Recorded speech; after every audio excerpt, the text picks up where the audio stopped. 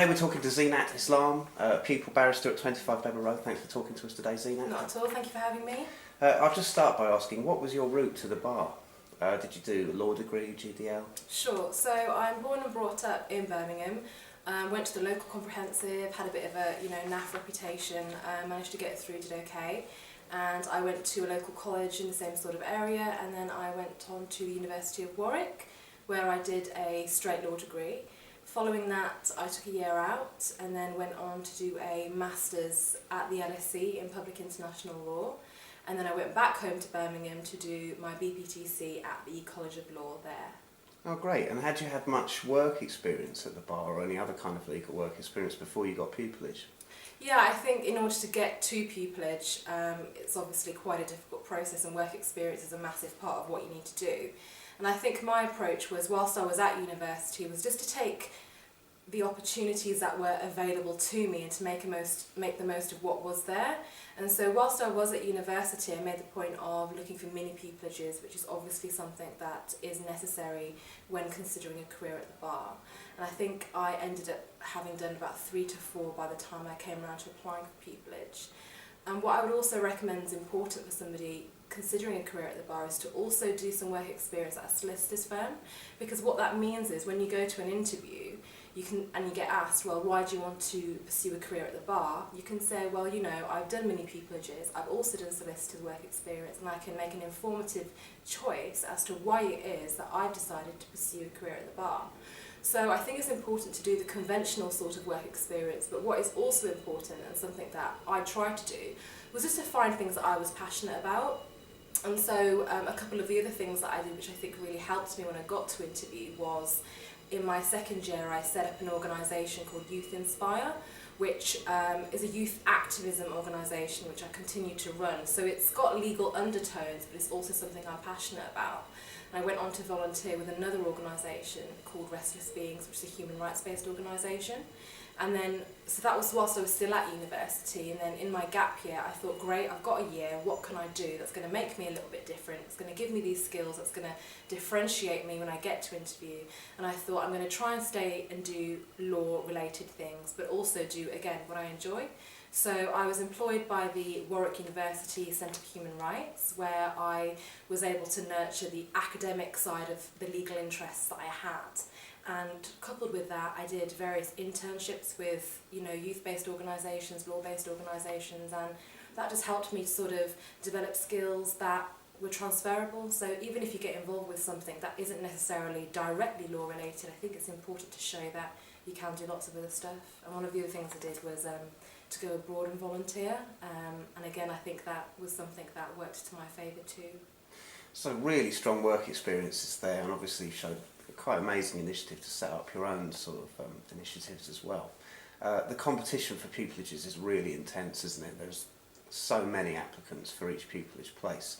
So aside from the really strong work experiences that are obviously really necessary, what other ingredients do you think are really important to go into a successful pupillage application that overcome all the competition? That's a difficult question. I mean, as you say, it is massively competitive, and everyone that applies to the bar is obviously very able. And so what I would say is, obviously academic strength is a massive necessity, but it goes far beyond that, because I think it's important to know everybody's going to come with a strong degree, and so you need to be able to, as I've already said, differentiate yourself. And just bear in mind that these people that are reading these applications are reading hundreds and hundreds of them, and it's important for you to show on that piece of paper what is it that makes you different. And work experience is obviously really important, but just show why you are you, and show a bit of personality, and don't be afraid. And I think one of the things that I got picked up on in my pupillage interview was actually something really obscure about a previous dance at a sister's wedding or something like that. So it just goes to show, if they can pick up on something which demonstrates your personality and that makes you look a little bit different, that will definitely work in your favour. So don't be too concerned about it just being about academics. Think about what is going to make you stand out and conveying your personality through that document. Joining an Inn of Court is also a really important part of going to the bar. So which Inn of Court did you join, and what's been your experience of life at the Inn so far? I'm with Inner Temple, which in my view is the best. I picked which inn I was going to join based on how much money was available by way of scholarships, because that was obviously a really important factor for me to enable me to get to this position. But also I chose Inner Temple because they've got a reputation for having one of the strongest education and advocacy training departments. And so I guess my initial contact with them was, applying for scholarships. Luckily I managed to get one with them, which, I'm really grateful for. And following that, you've got to do qualifying sessions at your inn before you can commence pupillage, and a lot of it sounds really quite traditional, and it can be quite strange, but actually when you go and you're in this magnificent building and you get to meet lots of different people, it's all very grand, and it makes you feel that you really are part of something which is a historic and a special tradition. And so I've loved being a part of the Inner Temple, and even now as a pupil, the training that they offer by way of advocacy, there's a massive support network, and so your inn is definitely a really important port of contact for you. And moving on, what's your pupillage actually been like so far? What's your experience been, and what does it actually entail on a day-to-day basis as you're going around doing things with your supervisor, etc.? Well, I've absolutely loved every day of my pupillage so far. I'm 5 months into my first 6. And with your first 6 pupillage, people often sort of just think, oh, well, you're just shadowing your pupil supervisor and you're just there to get the coffees and things. But what I can say, at 25 Bedford Row, it's not like that at all.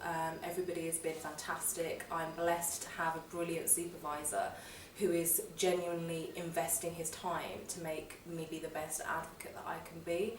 And so it's very much sort of, if we're working on a trial, he'll give me the brief and I'll be expected to prep it in the same way he will prep it. So conducting cross-examinations of witnesses, how would you do it? What would you write in the closing speech? So you are made to feel like you are really contributing and making a difference, and especially when you see your supervisor taking on, one line from your closing speech that you suggested, and it makes you feel, you know what, I'm doing something right.